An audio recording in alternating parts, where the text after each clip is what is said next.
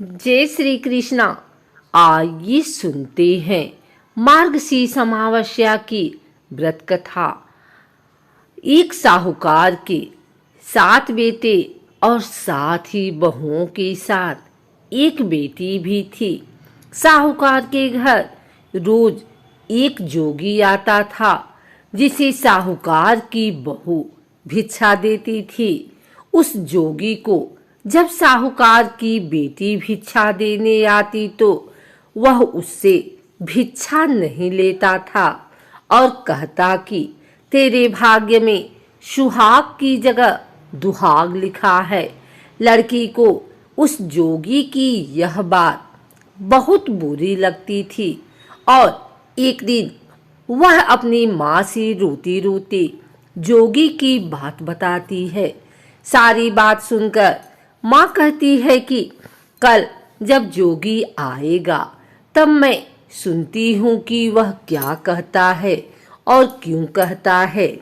अगले दिन फिर जोगी आता है तो साहूकारनी छिपकर बैठ जाती है और लड़की को भिक्षा देने भेजती है। जोगी उससे भिक्षा नहीं लेता और फिर वही बात दोहराता है कि तेरे भाग्य में सुहाग की वजह दुहाग लिखा है। लड़की की माँ बाहर निकलकर आती है और जोगी से कहती है कि एक तो हम तुझे भिक्षा देते हैं और तू हमें गाली देता है। जोगी कहता है कि मैं गाली नहीं दे रहा हूँ, जो बात सच है वही कह रहा हूँ। इसके भाग्य में जो लिखा है मैं वही सच आपको बता रहा हूँ। सारी बातें सुनने पर लड़की की माँ कहती है कि जब तुझे सारी बात पता है तो इससे बचने का उपाय भी पता होगा, वह बता। जोगी कहता है कि 7 समंदर पार एक धोबन रहती है जिसका नाम सोना है। वह अमावस्या का व्रत करती है।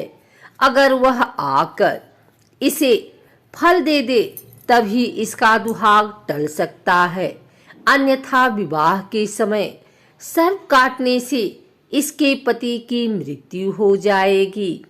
सारी बात सुनकर माँ रोने लगी और सोना धोबी की तलाश में निकल गई।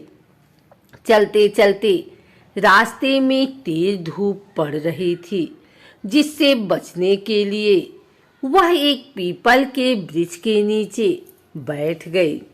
उसी वृक्ष पर एक गरुड़ के बच्चे अपने घोंसले में थे। एक सांप आया और गरुड़ के बच्चों को खाने के लिए लपका, लेकिन साहूकारनी ने उस सांप को मारकर बच्चों की रक्षा की।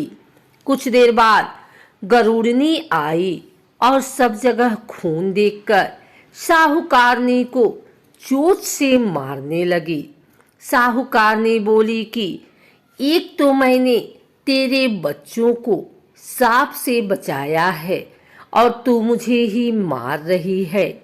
सारी बातें जानने पर गरुड़नी बोली कि तूने मेरे बच्चों की रक्षा की है, इसलिए मांग जो चाहती है। साहूकारनी गरुड़नी से कहती है कि मुझे 7 समंदर पार सोना धोबिन के यहाँ छोड़ दो, और गरुड़नी ने वैसा ही किया।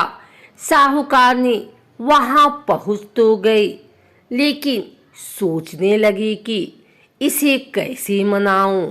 सोना धोबिन की भी 7 बहुएं थीं, लेकिन घर के काम को करने के लिए सदा आपस में ही लड़ती झगड़ती रहती थी। रात को जब सब सो जाते तो साहूकारनी आती और चुपके से सारा काम करके उजाला होने से पहले चली जाती। सारी बहुएं भी आपस में यही सोचती कि कौन सी बहू है जो सारा काम कर देती है, लेकिन एक दूसरे से पूछने की हिम्मत किसी की भी नहीं होती। काम करने की बात सोना धोबी ने जब देखी कि आजकल बहुएं लड़ती भी नहीं हैं और काम भी सारा हो जाता है, सोना धोबी ने सारी बहुओं को बुलाया और पूछा कि आजकल तुम लड़ती भी नहीं हो और घर का सारा काम कौन करता है। बहुएं सास से झूठ कहती हैं कि लड़ाई करने से क्या फायदा, इसलिए हम मिलकर काम कर लेती हैं। सोना धोबिन को अपनी बहुओं की बात पर विश्वास नहीं होता और वह रात में जागकर स्वयं सच देखना चाहती है कि कौन काम करता है। रात होने पर सोना धोबिन छिपकर बैठ जाती है कि देखूं कौन सी बहू काम करती है।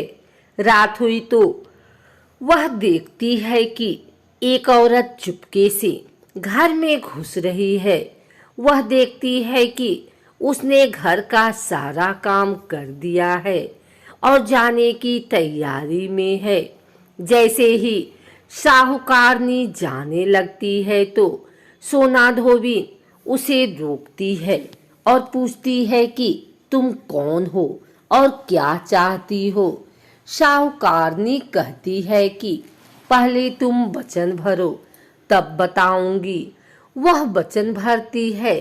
तब साहूकारनी कहती है कि मेरी बेटी के भाग्य में दुहाग लिखा है, लेकिन तुम अमावस्या करती हो तो मेरे साथ चलकर उसे सुहाग दे दो।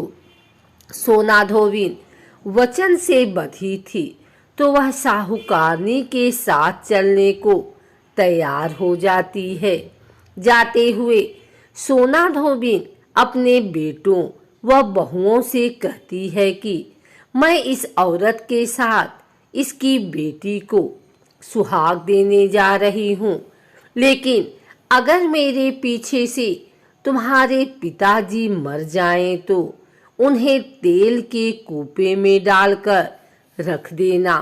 धोबिन साहूकारनी के घर पहुंच जाती है।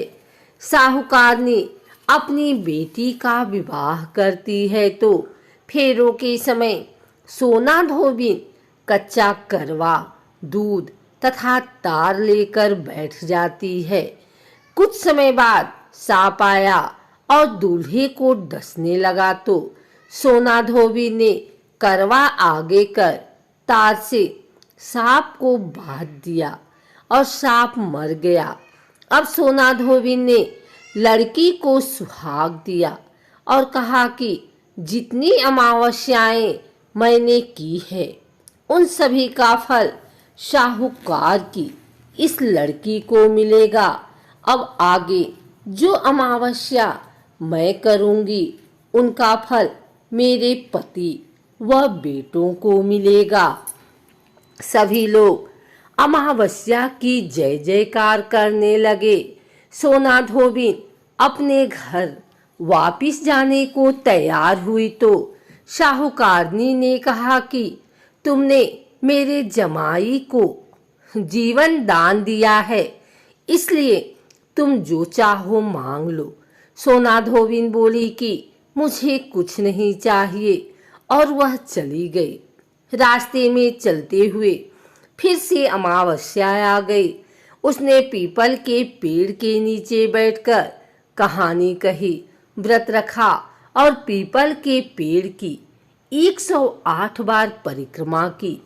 पीपल के पेड़ की पूजा के बाद वह घर जाती है तो देखती है कि उसका पति मरा पड़ा है। अब रास्ते में अमावस्या जिसको की थी उसका फल अपने पति को दे दिया, जिसके प्रभाव से वह पुनः जीवित हो गया। सब कहने लगे कि तूने ऐसा क्या किया जो तेरा पति जिंदा हो गया। वह कहती है कि मैंने तो ऐसा कुछ नहीं किया है, बस रास्ते में अमावस्या आ गई थी जिसका मैंने व्रत किया, कहानी कही और पीपल के वृक्ष की 108 बार परिक्रमा की।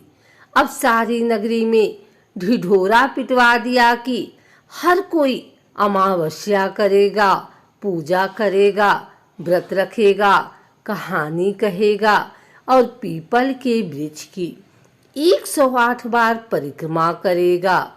अमावस्या जैसा आपने साहूकार की बेटी को सुहाग दिया, वैसे ही सबको देना।